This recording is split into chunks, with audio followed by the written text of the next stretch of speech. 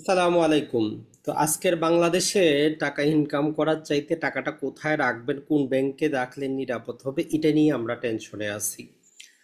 তো বাংলাদেশে অনেকগুলো ব্যাংক আছে, মোটামুটি 60টার উপরে ব্যাংক আছে, কিন্তু কাজের ব্যাংক যদি আমরা বলি 10টার মতো। তো আজকের ভিডিওতে আমরা মোটামুটি 10টার মতো ব্যাংক দেখাবো, এবং এই ব্যাংকগুলা কেন ভালো শুধু আমি বলতেছি বলে ভালো না, বা আপনার রহিম সাহেব, করিম সাহেব, আপনার বাবা মা বলছে ভালো এই জন্য না। ব্যাংক ভালো হওয়ার পিছনে কিছু কারণ থাকে, ওই কারণগুলো সহ বিশ্লেষণ করব। তাহলে আপনি নিজেই সিদ্ধান্ত নিতে পারবেন যে কোন ব্যাংকটাতে আপনি বিনিয়োগটা করবেন। আরেকটা জিনিস মনে রাখবেন, বাংলাদেশে এখনো কোনো পূর্ণাঙ্গ কোনো প্রকার ইসলামিক ব্যাংক নাই, কোনো নীতিমালা নাই। আপনাকে লেনদেন করতে হয়, ওই জন্য আপনি করেন। এই যে ফার্স্ট সিকিউরিটি ইসলামিক ব্যাংক, তারা ওয়েবসাইটটা পর্যন্ত তারা ডাউন করে রেখেছে। আমারও টাকা জমা জমা আছে। তো যারা ওই 5টা ব্যাংকে বিনিয়োগ করেছেন বা টাকা পয়সা আছে, তাদের তো দ্রুতই আসবে। যাই হোক, প্রথমে আমরা দেখি যে আসলে একটা ব্যাংক যেটা আছে, এই ব্যাংকটা ভালো হওয়ার জন্য কিছু নির্দিষ্ট কারণ আছে। একদিনে একটা ব্যাংক কিন্তু ভালো হয় না, কিছু নির্দিষ্ট প্যারামিটারের উপর ভিত্তি করে আমরা বলি যে ব্যাংকটা ভালো।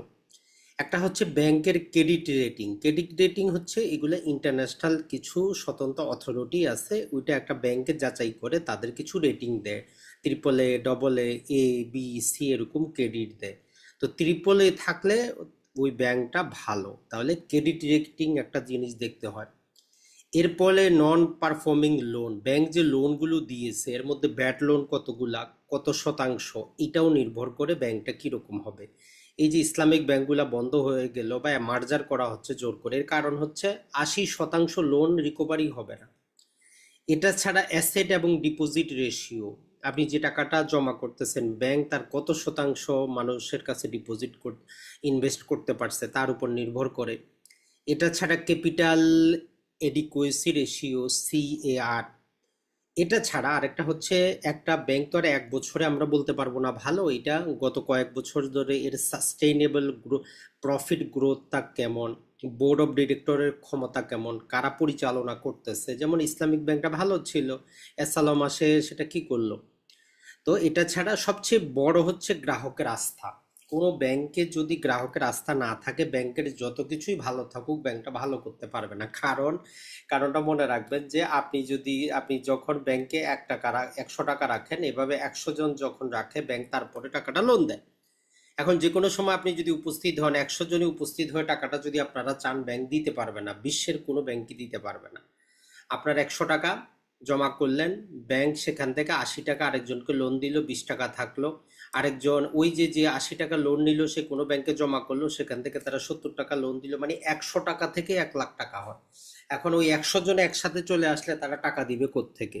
তো এই জন্য যে কোনো একটা ব্যাংক ভালো হওয়ার পিছনে অনেকগুলা কারণ আছে। এখন আমরা যে জিনিসটা দেখার চেষ্টা করি, এই যে ক্রেডিট রেটিং সবচেয়ে গুরুত্বপূর্ণ একটা সূচক। এই ক্রেডিট রেটিং যে সমস্ত ব্যাংক ট্রিপল এ যুক্ত থাকে, ওই ব্যাংকগুলোতে বিনিয়োগ করা, টাকা রাখা একদম সম্পূর্ণ নিরাপদ, কোনো ঝামেলা হয় না। বিদেশি যে বিভিন্ন বড় বড় কোম্পানি আছে, ইনস্টিটিউশন আছে, এরা বাংলাদেশি ব্যাংকগুলোতে কি দেখে, এই যে এলসি করার ক্ষেত্রে রেটিংটা কেমন। এটা হচ্ছে 1 নাম্বার জিনিস, কারণ না হলে তো টাকাটা দিবে না। এটা ছাড়া ডবল এ থাকলে মোটামুটি ভালো, এ থাকলে ভালো, অতটা খারাপ না, কিন্তু বিয়ে গেলে সেটাই সে ব্যাংকটা আপনার লেনদেন বাদ দিতে হবে। এগুলো আপনি কোথায় পাবেন? প্রতিটা ব্যাংকের ওয়েবসাইটে গেলে আপনি পাবেন এই ব্যাংকটার রেটিংটা কত, অথবা মাঝে মাঝে প্রতি বছরই রেটিং প্রকাশ করে বাংলাদেশ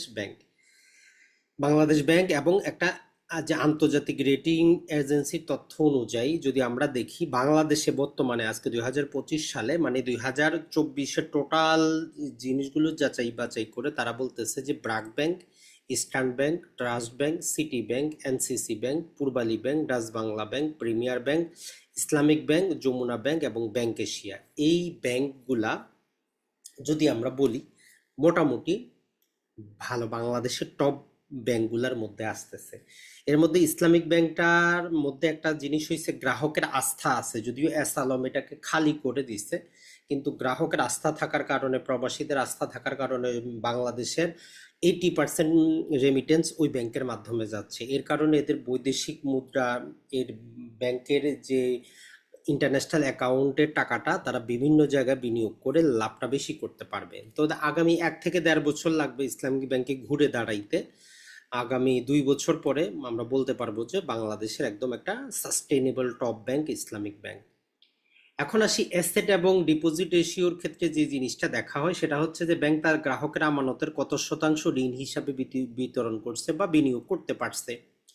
তো এইটার ক্ষেত্রে বাংলাদেশ ব্যাংকের কিছু গাইডলাইন আছে, কিছু নীতিমালা দিয়ে আছে, যেখানে আমরা বলি যে সিআরআর, এসএলআর, এডিআর, আইডিআর, অনেক কিছু ক্যালকুলেশন আছে। তো সেগুলো না বুঝেও আমরা যদি এক্ষেত্রে দেখার চেষ্টা করি যে ইসলামিক ব্যাংক 91.9% রেশিও নিয়ে শীর্ষে অবস্থান করতেছে, যে মানে গ্রাহক যতগুলা টাকা জমা করতেছে সে মোটামুটি আইন মোতাবেক বিনিয়োগ করতে পারতেছে।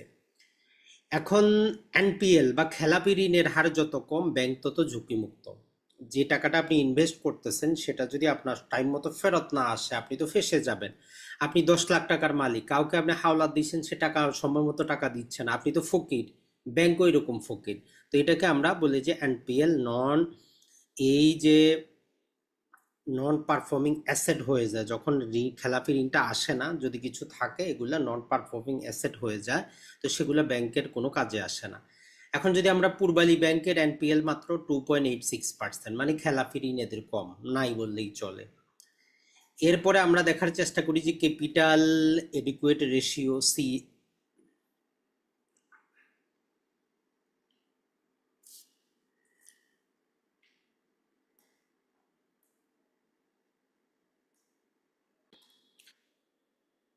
তো এরপরে যে জিনিসটা দেখা হয় সেটা হচ্ছে ব্যাংকের ক্ষেত্রে সিএআর। এখন এই নিজের ফান্ডের মাধ্যমে ঋণ ক্ষতি সামলাতে সক্ষম কিনা। ব্র্যাক ব্যাংকের যদি আমরা সিআর দেখি মোটামুটি 18.61, যমুনা ব্যাংকের 16%-এর উপরে, যা তাদের আর্থিক স্থিতিশীলতার একটা নিদর্শন। এটা ছাড়া এই যে কন্টিনিউ বছরের পর বছর সাস্টেইনেবল প্রফিট দেখানো, অল্প হোক বেশি হোক ধীরে ধীরে, এটা একটা গুরুত্বপূর্ণ জিনিস। প্রিমিয়ার ব্যাংক, পূর্বালী ব্যাংক ধারাবাহিক ভালো প্রবৃদ্ধি দেখিয়েছে, যেখানে কিছু ব্যাংকের প্রবৃদ্ধি অনিশ্চিত। তো তার মানে এই ব্যাংকগুলো এই জন্য আমরা ভালো বলতেছি, এটা না যে এই ব্যাংকটার নাম সুন্দর, এই ব্যাংকটা ভালো এই জন্য। এটা ছাড়া সবচেয়ে বড় হচ্ছে গ্রাহকের আস্থা আসতে কিনা ওই ব্যাংকের উপর। যেমন ইসলামিক ব্যাংকে এত কিছু করার পরও গ্রাহকের আস্থা আসতে বলে ব্যাংকটা ঘুরে দাঁড়াচ্ছে, আগামী 1 বছরে ঘুরে দাঁড়াবে। পরিচালনা পরিষদে যারা আছেন এদের দক্ষতাটা কেমন, তারা সময় মতো টাইমলি সব কিছু মেনটেন করতেছে কিনা। বোর্ড যদি দক্ষ এবং সততার সঙ্গে পরিচালনা করে তাহলে ব্যাংকের দুর্নীতি এবং ঝুঁকি কমে। কারণ আগে যেটা হইতো আওয়ামী লীগ আমলে, ধরেন যে আপনি এক ব্যাংকের মালিক, আরেকজন অন্য ব্যাংকের মালিক, দুইজনে আমরা বন্ধু, আপনি আমার থেকে নিচ্ছেন 10 কোটি টাকা, আমি আপনার থেকে নিচ্ছি 10 কোটি টাকা, নিজেরাই ব্যবসাপাতি করতেছি আর ব্যাংকে টাকা পয়সা দিচ্ছি না। ইসলামী ব্যাংক নিয়ে নানা বিতর্ক থাকলেও গ্রাহকের আস্থা এখনো অনেক বেশি, যা তাদের টিকে থাকতে সাহায্য করছে। তাইলে ইসলামিক ব্যাংক টিকে থাকার একটাই ফর্মুলা, সেটা হচ্ছে গ্রাহকের আস্থা। আস্থা থাকার কারণে এটা ঘুরে দাঁড়াচ্ছে পরিচালনা পরিষদ। এখন যদি আগামী 1 বছর তারা ভালো করে পরিচালনা করতে পারে, প্রবাসীরা যে হিসাবে তাদেরকে সহযোগিতা করতেছে, ইনশাল্লাহ ব্যাংকটা কিন্তু ঘুরে দাঁড়াবে।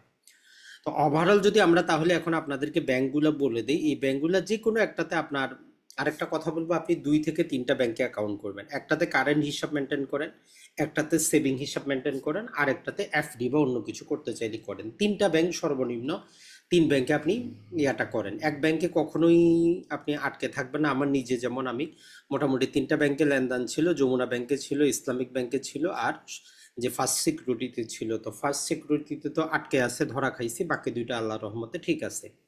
তাহলে শীর্ষে আছে যেটা আমরা বলতে পারি যে ব্র্যাক ব্যাংকটা আছে আমাদের। তো এখানে আপনি লেনদেন করতে পারেন আপনার প্রয়োজন। তো এদের যেই ক্রেডিট রেটিং আছে এটা ভালো, এদের যে সিএআর আছে এটাও ভালো, প্রফিট গ্রোথেও এটা সেরা। তার মানে আপনি চোখ বন্ধ করে ব্র্যাক ব্যাংকে বিনিয়োগটা করতে পারেন, মানে লেনদেন করতে পারেন, টাকা আটকাবে না এখন পর্যন্ত। ইস্টার্ন ব্যাংক, এদেরও ঝুঁকি কম, প্রফিট গ্রোথ স্থিতিশীল, মানে অতটা বেশিও না, আপনাকে প্রফিট অতটা হাইও দিবে না। দেখবেন যেই সমস্ত ব্যাংকগুলো আপনাকে বলে যে সেভিং অ্যাকাউন্টের উপর 15% দিচ্ছে, 12% দিচ্ছে, এফডির উপর 13% দিচ্ছে, এগুলাতে আপনি টাকার লোভে বিনিয়োগ করে টাকা আটকে যায়। অনেক পরিচিত আছে 50-1 কোটি টাকা রাখছে, এখন টাকাই উঠাইতে পারতেছে না। এরপরে আসি পূবালী ব্যাংক। তো পূবালী ব্যাংকের ক্ষেত্রে এদের এনপিএলটা সবচেয়ে কম, মানে এদের কোনো ঋণ ডিফল্ট হারটা খুবই কম, গ্রোথ স্থির, মানে অতটা বেশি লাভ আপনাকে দিবে না, লেনদেনের জন্য আপনার পারফেক্ট। এরপরে যদি আমরা দেখি সেটা হচ্ছে যে আমাদের ট্রাস্ট ব্যাংক, এদের ক্রেডিট রেটিংটা ভালো, আপনি অ্যাকাউন্ট করতে পারেন নির্দ্বিধায়, আপনার কোনো সমস্যা নেই। এরপরে সিটি ব্যাংক, এটা বরাবরই পূর্ব থেকে ভালো করতেছে, নতুন নতুন প্রোডাক্ট নিয়ে আসা, নানা প্রকার কিছু করা, ওভারঅল এটা ভালো। ডাচ বাংলা ব্যাংক, এটা মোটামুটি ভালো, সবই ভালো আছে, কিন্তু সমস্যা যেটা হচ্ছে এর পরিচালনা পরিষদ একটা বড় সড়ো ব্লান্ডার করতে যাচ্ছে, যে তারা যে বিল্ডিংটাতে ভাড়ায় ছিল সেই বিল্ডিংটা হাজার মিলিয়ন দিয়ে নিজেরাই ক্রয় করতে যাচ্ছে, মানে মালিকের বিল্ডিং ব্যাংককে ধরায় দিচ্ছে। তো এই নিউজের কারণে একটু ব্যাংকটার মধ্যে বলা চলে যে অনাস্থা আছে। তো অ্যাভয়েড করতে পারেন, ছোটখাটো রিটেলার হইলে অ্যাকাউন্ট করতে পারেন, বড় সড়ো বিনিয়োগ এই ডাচ বাংলা ব্যাংকে করা যাবে না, পরিচালনা পরিষদের অদক্ষতা আমরা দেখতেছি। এরপরে প্রিমিয়াম ব্যাংক লিমিটেড, এদের প্রফিট রেট ভালো, আপনি যদি এফডি করতে চান এখানে করতে পারেন। যমুনা ব্যাংক ওভারঅল শক্তিশালী, অতটা খারাপও না ভালোও না, আমার নিজেরা আজকে প্রায় 5-6 বছর ধরে আমি লেনদেন করতেছি। এরপরে এনসিসি ব্যাংক আছে, আপনি এনসিসি ব্যাংকে অ্যাকাউন্ট করলে করতে পারেন। এরপরে আছে আমাদের ব্যাংক এশিয়া, ব্যাংক এশিয়াতে আপনি অ্যাকাউন্ট করতে পারেন। আর এরপরে আমাদের চলতেছে যেটা ইসলামিক ব্যাংক বাংলাদেশ লিমিটেড, এখানে আপনি চোখ বন্ধ করে অ্যাকাউন্টটা করতে পারেন, যেটা আমরা বললাম যে এই ব্যাংকে বিশেষত প্রবাসীদের আস্থা থাকার কারণে ওই প্রবাসীর ফ্যামিলিটাও অটোমেটিক ইসলামিক ব্যাংকে অ্যাকাউন্ট করে। তো এই জন্য যদিও অ্যাসালামের কারণে নানা প্রকারের ঝামেলা হয়েছিল, তো এখন আশা করা যায় যে আগামী 1 বছরে ব্যাংকটা খুবই ভালো করবে। তো এই 11টা ব্যাংকের যে কোনো তিনটাতে আপনি অ্যাকাউন্ট করে রেখে দেন, তাইলে আপনার টেনশন নিতে হবে না, যে কোনো তিনটা ব্যাংকে। আর এখন সেভিং অ্যাকাউন্ট করতে মাত্র 500 টাকা রাখতে হয়, কারেন্ট অ্যাকাউন্টে 1000। যে কোনো ব্যাংকে এর চাইতে বেশি কোনো ব্যাংক নিতে পারে না। প্রতিটা ব্যাংকেরই যেই আপনার খরচটা এটা কিন্তু একই রকম, এটা ভিন্ন না, প্রতিটা ব্যাংকেরই খরচ একই রকম, মানে মেনটেন্যান্স চার্জগুলো একই রকম, এটা মনে রাখবেন। কোনো ব্যাংক আগে ছিল এই যে স্ট্যান্ডার্ড চার্টার্ড ব্যাংক, এই ব্যাংকগুলা তারা এইচএসবিসি ব্যাংক, তারা এগুলো সবচেয়ে বেশি পরিমাণ নিত, এখন ওইটা নিতে পারবে না। বাংলাদেশ ব্যাংক এটা কিন্তু ভালো একটা কাজ করেছে, যে প্রতিটা ব্যাংকেরই তারা খরচটা কি রেখেছে। তো আশা করি বন্ধুরা ভিডিওটা দেখে আপনারা এতটুকু হইলেও বুঝতে পারলেন যে শুধু নামের কারণে কোনো ব্যাংকে আমরা ভালো বা খারাপ বলতেছি না, আমরা বলতেছি এই 10টাতে আপনি বিনিয়োগ করতে পারেন। এখন এর বাইরে অন্যগুলাতে যদি আপনার থাকে, আপনি তিনটা ব্যাংকে অ্যাকাউন্ট করার চেষ্টা করেন, আরেকটাতে আছে থাক, নতুন এগুলাতেও করেন। একটা ব্যাংকে সেভিং অ্যাকাউন্ট করেন, একটাতে প্রয়োজনে কারেন্ট অ্যাকাউন্ট করেন, আর একটাতে হচ্ছে যে আপনি এফডি টাকা রাখেন, তাহলে আপনি শান্তিতে থাকবেন, নিরাপদ থাকবেন। আর এটার মধ্যে আবার এখন আপনি যদি অনলাইন ব্যাংকিং করতে যান, এক্ষেত্রে কিছু ব্যাংকের অনলাইন ব্যাংকিং ব্যবস্থাটা এখনো অনেক দুর্বল, তবে ইসলামিক ব্যাংকের অনলাইন ব্যাংকিংটা ভালো আছে।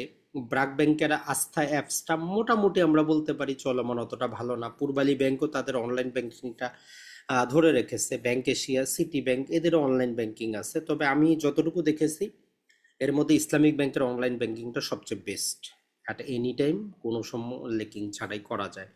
তো ভালো থাকবেন, সুস্থ থাকবেন। আমরা জাস্ট আপনাদের সামনে তথ্যটা তুলে ধরি, আপনার দায়িত্ব হচ্ছে প্রয়োজনে আমার ভিডিও দেখার পর আরো 10 জনের ভিডিও দেখবেন, নিজে সিদ্ধান্ত নিয়ে নিজের টাকা নিজে আপনি রাখবেন। আর টাকা বাসায় ফেলে রাখবেন না, আপনি অবশ্যই বিনিয়োগ করবেন। কারণ একটা সূত্র আছে, সূত্রটা হচ্ছে রুল অফ 70। বাংলাদেশে যদি ধরেন যে বর্তমানে 8% করে কি হচ্ছে দ্রব্যমূল্যের ঊর্ধ্বগতি, ধরলাম যে আপনি 1 লাখ টাকা কি করছেন, আপনার বাসায় আলমারিতে রেখে দিচ্ছেন 1 লাখ টাকা, তাহলে আপনার এই 1 লাখ টাকা জিরো হইতে কতদিন লাগবে? 1 লাখ টাকা জিরো হইতে যেহেতু 8% দ্রব্যমূল্যের ঊর্ধ্বগতি, 70/8, মাত্র 8 বছর 7 মাসে আপনার 1 লাখ টাকা জিরো হয়ে যাবে। 1 লাখ টাকা আপনার আলমারিতে থাকলে বর্তমানে দ্রব্যমূল্যের ঊর্ধ্বগতি অনুযায়ী 8 বছর 7 মাসে আপনার 1 লাখ টাকা জিরো হয়ে যাবে। এরকম বিনিয়োগের সূত্র আছে, রুল অফ 72। তো যাই হোক, আমাদের চ্যানেলের সাথে থাকবেন ইনশাল্লাহ, আমরাও ট্রাই করি আপনাদেরকে কোয়ালিটি সম্পন্ন অথেন্টিক তথ্য দেওয়ার জন্য।